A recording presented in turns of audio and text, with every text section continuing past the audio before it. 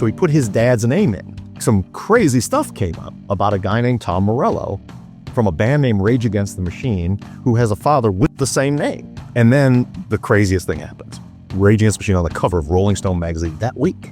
And he sees a dude, he just learned the words Rage Against the Machine, and there it is on the newsstand. And he looks, and there's a dude in that band that looks more like his dad than he does. You're going to go in there tomorrow, daycare, and when they start doing it, you're going to take your little brown hand and you're going to make it into a little brown fist, and you're going to just tell me about Malcolm X. I'm like, I'm 5 years old. And she's like, when there is racial injustice, you're the one that has to stop it. I saw 2 nooses as a kid. There's a noose in my family garage, 13 years old. At night, someone came, quietly lifted the door, noosed up, quietly put the door down. I went out there to get my bike to go to school. It was like what? Welcome to Identified, where we explore, challenge, and redefine the traditional concepts of family and identity. In this episode, I am joined by Rage Against the Machine founding member and guitarist Tom Morello.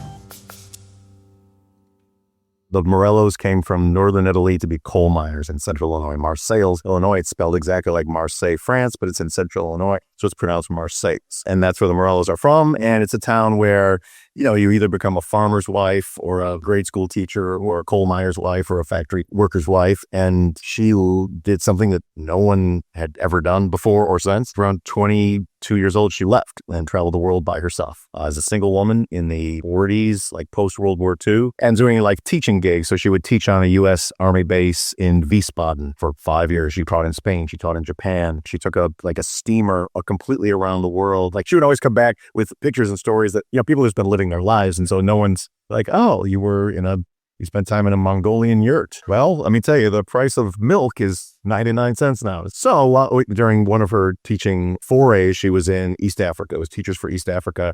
She was in Kenya teaching the Aberdare Mountains. And while teaching there, became acquainted with some of the people who were making Kenya's independence movement. That's where she met my dad. My great uncle is Jomo Kenyatta, who was Kenya's first president. And so she met my father there, and they had a relationship. He was not going to be like sort of a part of our lives. So rather than I grew up in the United States rather than sort of in Kenya, and we moved to Harlem because she thought, well, You were born in Kenya? I was born in Harlem. Oh, okay. West 142nd and Riverside is where we lived here. She's this white lady from the Midwest who decided to live in, that was Black Harlem, at the time, because she was going to have a black kid. So she got pregnant. Yeah. Came back by herself. We had a lot in common. We lived there for about a year when it was a little untenable. So she moved back to Illinois to get support from her family, and then went looking for a public high school teaching job, which you'd think, given her outstanding, 18-year resume, already global travel and teaching world history, would be something to be surprised. All of the schools that, without exception, the schools that she applied to said, you have qualifications, would be very happy to have you teach here, but your family would have to live in another community because you're an interracial family. And they were clear about that. And so she was not interested in taking any of those positions. It turns out a friend of hers from Marseilles was teaching at Libertyville Public High School.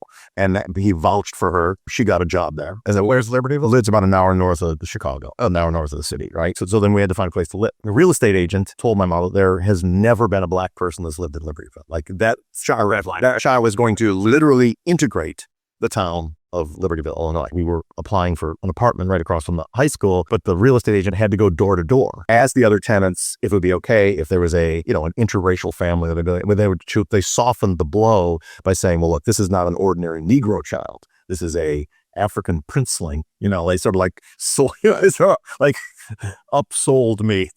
And so that's how we got our toehold there. And that weirdly, like that sort of princeling story, false rumor followed me. And so I was old enough to date their daughter. And then you could have been the king of Botswana, and nobody there, you're being turned away on the welcome mat. But people thought it's okay. He was some kind of... It was, that was always in there. Well, there were a lot of rumors. The one rumor was that, sort of my mom had pregnant in Chicago, and another rumor, she was the only single mom in town, right, and the only black kid in town. And that was where I grew up. And so what are your first memories of sort of being a kid? While I was in the safe nest of the Morellos, like my grandfather, my mom's family's Italian Irish. So my grandfather's Italian, his wife was Irish.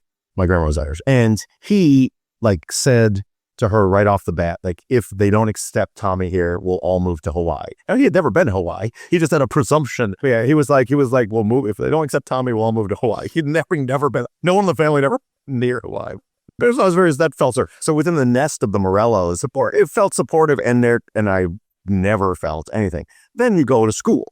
You go to school, and I've had a career where I'm an outspoken political person. That's often asked, like, where did you get your politics? Was it from Zinn or Chomsky? No, sir. It was from the kindergarten playground. I'm a unicorn. Like, I'm an absolute unicorn. And then kids through osmosis, perhaps have some of their parents' feelings that are not generous. Right. Or to hear things. And it was while I have friends today who I knew then, like the person who officiated my wedding, I met in kindergarten. I'm really close homies from day one. They're the greatest people on the planet, certainly the greatest people in Illinois. But it was a dichotomy, because then there was living with this kind of constant background of fear, which you don't recognize because it's just your life. You don't know they're going to be different. Like, they're in school, like, there's N-wording, there's kids in your hair, there's a presumption, like a spoken presumption that you are not as intelligent as your classmates. But you're a great athlete. Yeah.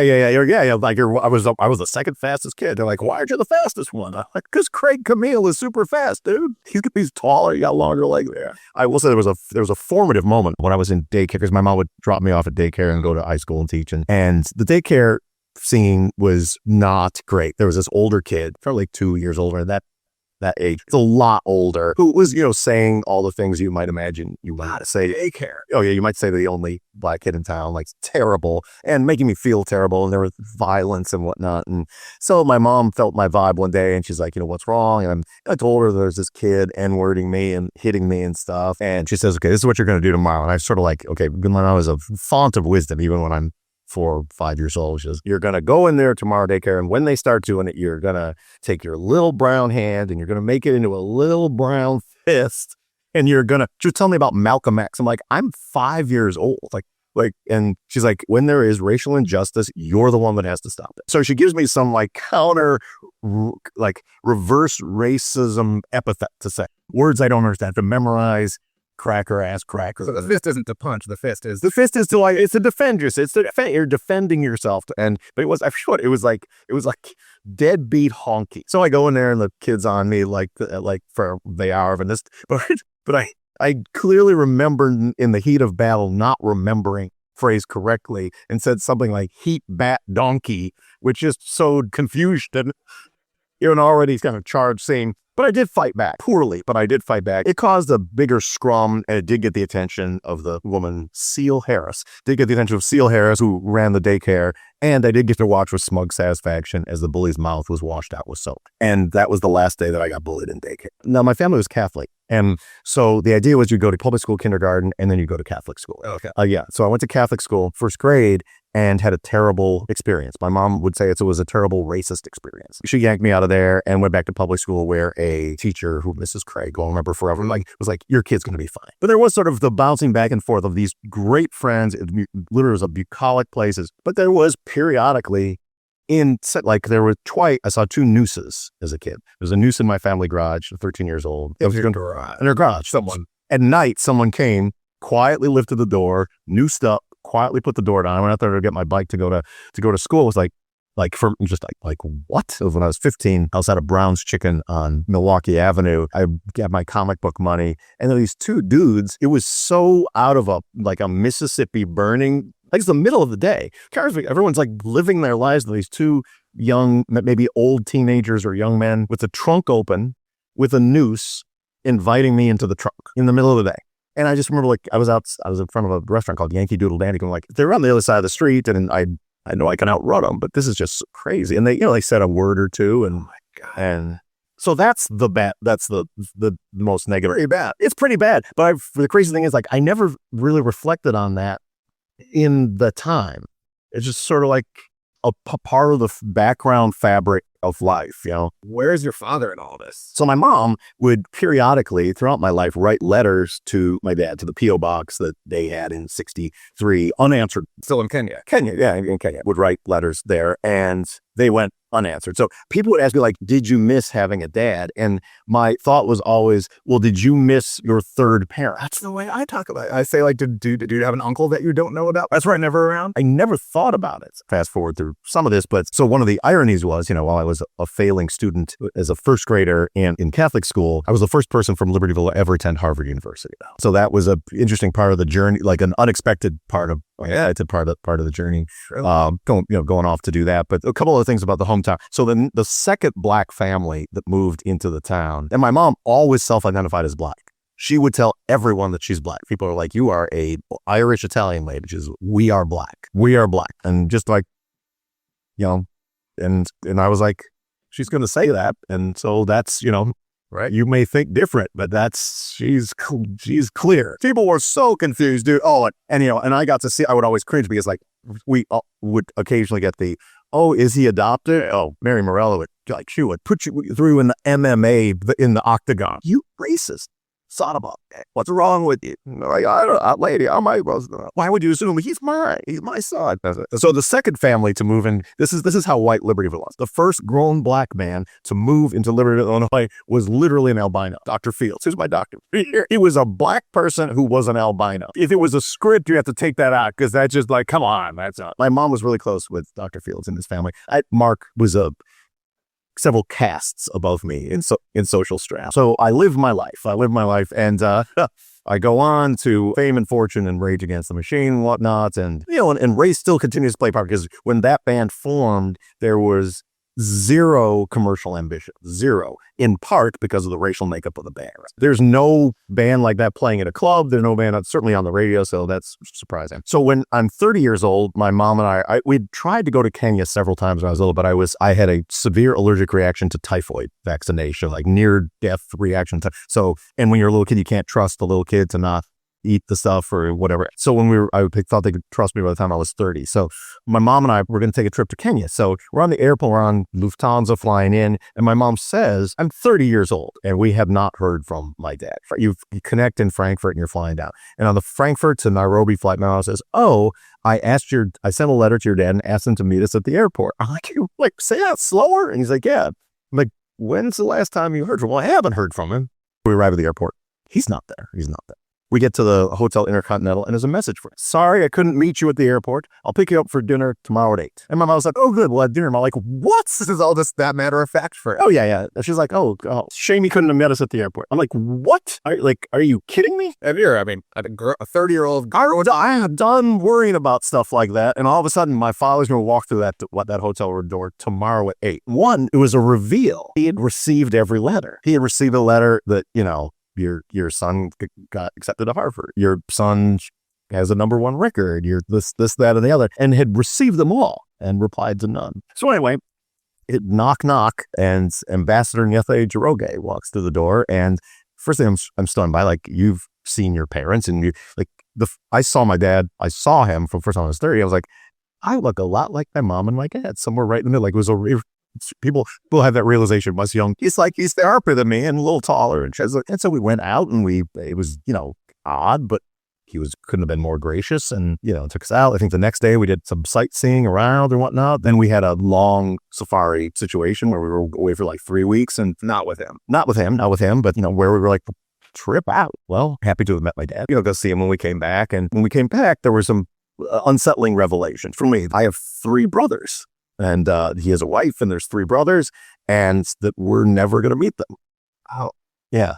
And why? And that when he was with like sort of our little tour group at the, in the hotel, he was not comfortable being introduced as, my father. He's received these letters from this curious Illinois family. So, then the last day there was a discussion about, like, I sort of raised that, like, brothers, like, I'm an only kid. I'm not just a only kid, like, I'm the last Morello. So my mom, her brother, and her sister, there's me. I'm like, I had like siblings and it was kind of uncomfortable. We're going to meet him. And we left. And then that was, there was some significant feelings about that. So I'd never, ever thought never thought I missed my dad. Never thought anything like, I was just like, that's not great. Like some of that's not great. And we had exchanged some letters that were not great after that. All in the mail, though. Not in the mail. The mail. Yeah. I don't even know that email exists, but it was 94. So exchanged some letters that weren't great, but sort of felt like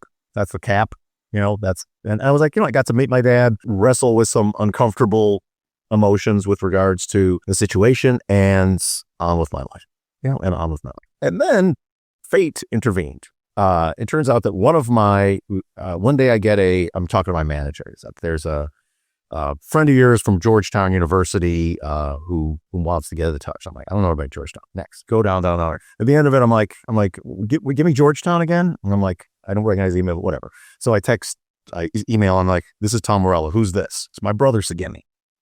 Now, he has been on a journey of his own because he is a senior at Georgetown University. He's 10 years younger than yours? Yeah, maybe more, maybe a little bit more. There's some funny things are happening in the world. It's when internet search he was an internet searcher. He was an internet coder or something like that. And that you try out stuff. So he put his dad's name in. And some crazy stuff came up about a guy named Tom Morello from a band named Rage Against the Machine who has a father with the same name as his that came up. And so he was like, whoa. So he sort of dug further into that. And there's mention of a tea farm. And he's like, that's great. Like, how could that not be my dad? How could that not be my dad? So he calls up his dad and he says, our dad, and says, what do you know about Tom Morello? Now, if you've never met the lion that is the Kenyan male of a certain generation, it is impossible to describe to you the courage it took for him to ask that question, really. And so he just responded, if he doesn't talk about it, it's not talked about.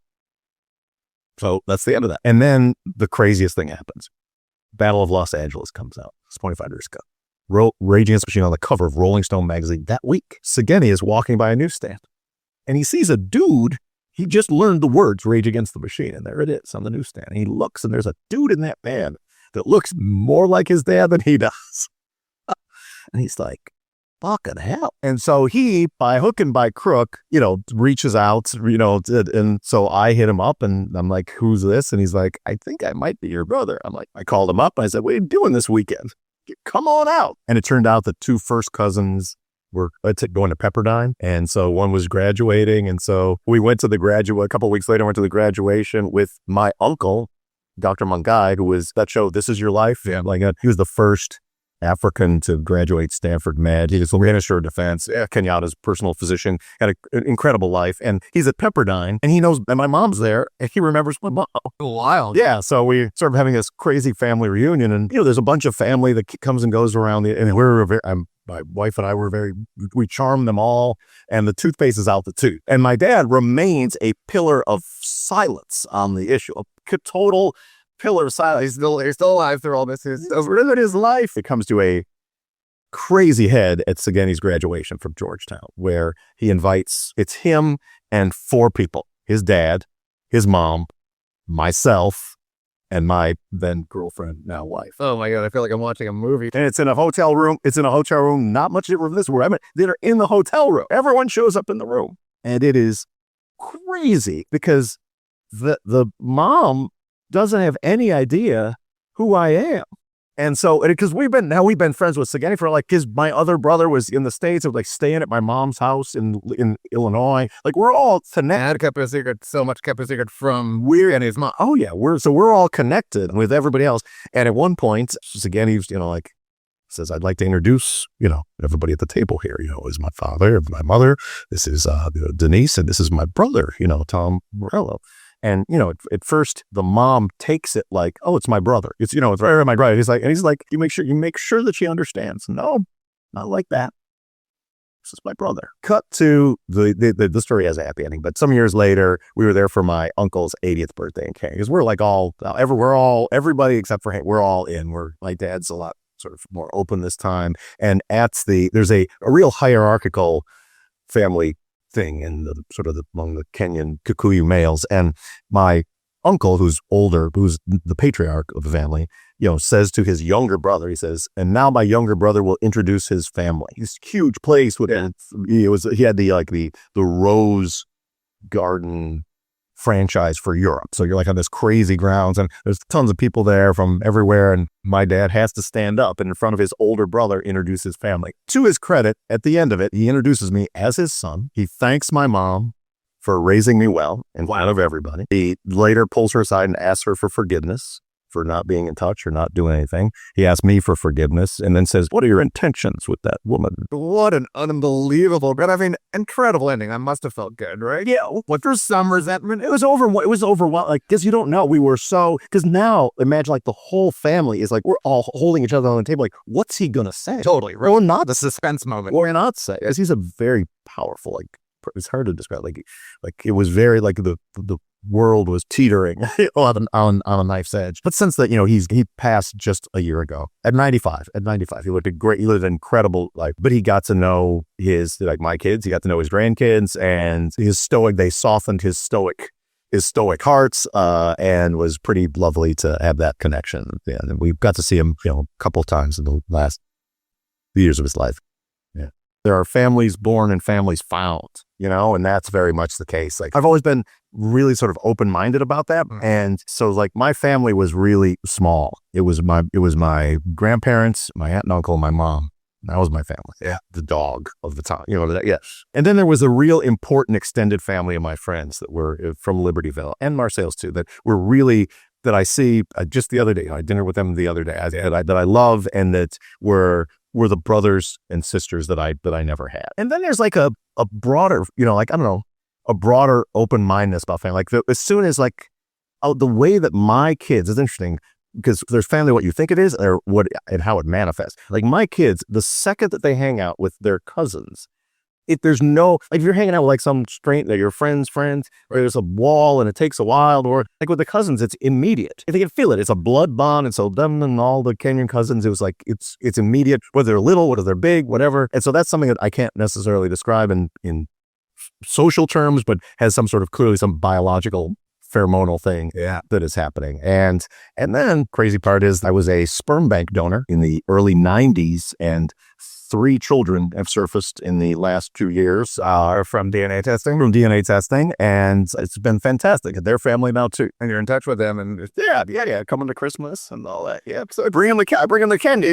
I know. I was the last Morello. Like I was the last one. I remember sitting in Libertyville with a friend of mine going like, sort of like doom and gloom talk. He's like, what does it feel like to be the last of your line? Like you're the last one. You got old parents and because I didn't intend to have kids and now they're uncountable. Thanks for tuning in. Please consider subscribing to Identified wherever you get your podcasts so you don't miss an episode. We're on YouTube, Apple Podcasts, Spotify, and all other major streaming platforms. And be sure to explore identifiedpod.com, the place to gain a better understanding of family. Our executive producer is Kiran Banerjee, and the show is produced by Palm Tree Island. The music for Identified is by Noella and Patricia Brennan. I'm Nabil Ayers. Thanks for tuning in.